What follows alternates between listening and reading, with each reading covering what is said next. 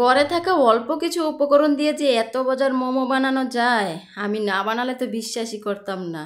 চাইলে আপনারা কিন্তু আমার মতো এভাবে মোমোটা বানিয়ে নিতে পারেন। তার জন্য কিভাবে বানিয়েছি চলেন আপনাদের সাথে শেয়ার করি। দেখেন, প্রথমে আমি কিছু আটা নিয়ে নিয়েছিলাম, তার মধ্যে পরিমাণ মতো লবণ দিয়ে দিলাম, আর কিছুটা রান্নার তেল দিয়ে দিছি, সাদা তেল দিয়ে এখন আটার সাথে খুব সুন্দর করে একদম মিশিয়ে নেব। আটার সাথে সুন্দর করে একদম মিশিয়ে নেওয়ার পর এই তো দেখেন কিরকম হয়েছে আমার আটাটা। মুঠ করলে একদম হাতের সাথে একটা মুঠো হয়ে যাচ্ছে। তারপর যাই হোক, এখন অল্প অল্প পানি দিয়ে আমি খুব সুন্দর করে ডোটা বানিয়ে নেব। মোমোর ডোটা বানিয়ে নেব আস্তে আস্তে পানি দিয়ে অনেকটা সময় ধরে মেখে। একদম সফট হবে না, কিছুটা শক্ত হবে। মোমোর কিছুটা শক্ত হয়, তা না হলে মোমো শেপ দিতে গেলে মোমোটা ঠিক হয় না। তার জন্য আটাটা একটু শক্ত শক্ত রাখতে হয়। সুন্দর করে দেখেন, এই তো আমি কিছুটা সময় মেখে এখন একটা ঢাকা দিয়ে রেখে দেব প্রায় কিছুটা সময়।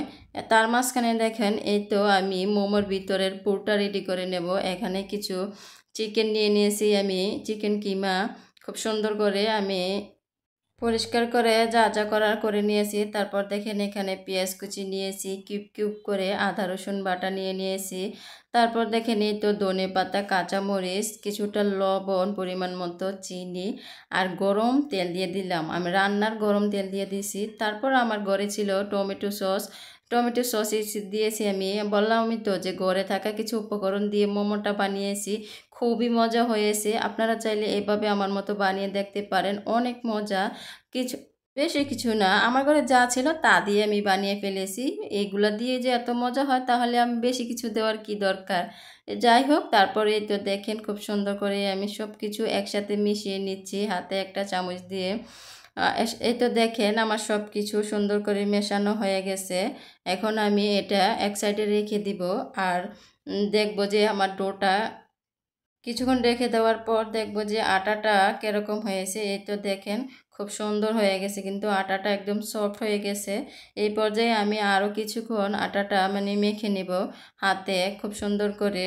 যাই হোক, তারপর দেখেন এই তো আমি কিছুক্ষণ সময় ধরে মেখে নেওয়ার পর এখন আমি এই আটাটা একটা ছুরি দিয়ে কেটে নেব, যাতে করে আমার সবগুলো মোমোর সাইজ একই সমান হয়। আর আমাকে আর বড় রুটি করে কেটে কেটে নিতে হবে না। এভাবে আমি কেটে নিয়েছি, প্রায় সবগুলো মোমো আমার একই হবে।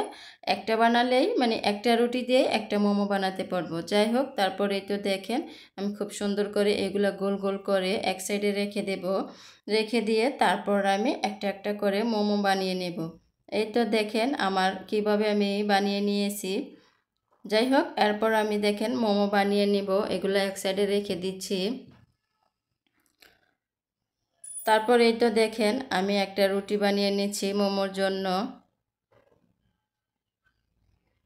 খুব বেশি পাতলাও হবে না, মোটাও হবে না, এভাবেই রুটিটা বানিয়ে নিতে হবে।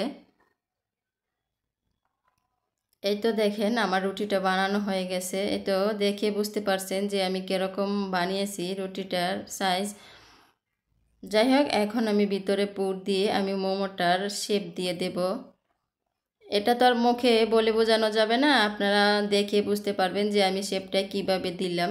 আর প্রথমে মনে হবে যে আমি পারবো না, কিন্তু একবার দুইবার চেষ্টা করলে দেখবেন পেরে যাবেন আপনিও, অনেক সহজ। যাই হোক, তারপর দেখেন আমি কিভাবে মোমো শেপটা দিয়ে দিচ্ছি। আমিও পারতাম না, আমি ইউটিউব থেকে দেখে তারপরে এই শেপটা শিখেছি। আমি দুইভাবে মোমোটা বানিয়েছি আজকে, গোল আর এরকম পাতার মতো। খুবই সহজ, একবার চেষ্টা করলেই আপনিও পেরে যাবেন। যাই হোক, এই তো দেখেন আমি মোমোটা কিভাবে সুন্দর করে বানিয়ে নিয়েছি। এভাবে একে একে আমি সবগুলা মোমো বানিয়ে নিলাম।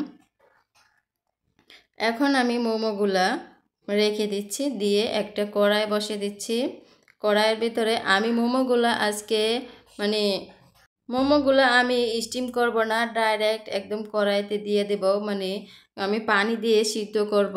এভাবেও যে সিদ্ধ করা যায়, স্টিম করার দরকারই হয় না। এভাবে সিদ্ধ করলে মোমোটা একদম নিচে মনে হয় যে ক্রিস্পি হয়, আর ভিতরে আর উপরে একদম নরম সফট হয়।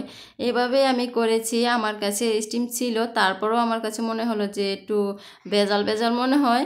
আর এভাবে করলে মনে হয় যে ভিতরের পুরটা অনেক সুন্দর মানে সিদ্ধ হয়, পারফেক্ট হয়, খেতেও মজা হয়।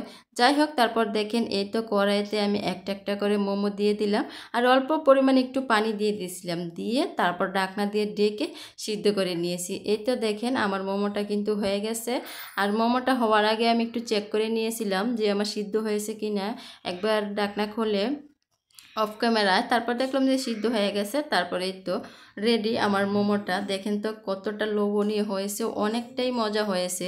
এভাবে যে অল্প উপকরণ দিয়ে, গড়ে থাকা উপকরণ দিয়ে যে এত মজার একটা মোমো বানানো যায়, না বানালে তো আপনি বিশ্বাসই করবেন না। ভালো লাগলে অবশ্যই লাইক